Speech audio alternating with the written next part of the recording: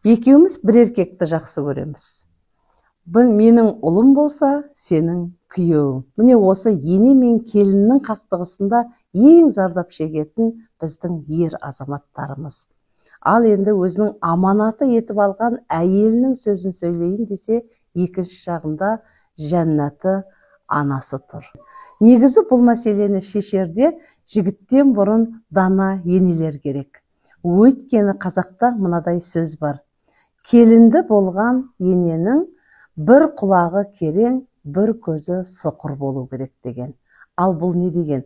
Бір көзі соқыр дегеніңіз, көңіліңізден келіннің бір іс-әрекеті көңіліңізден шықпай жатыр ма, ұнамай жатыр ма, оны елемей көзіңізді жұма салу керексіз. Ал бір құлағыңыз керең дегеніңіз, кейбір іс-әрекеттері, сөздері ұнамай жатырса, ол сөздеріне де құлақ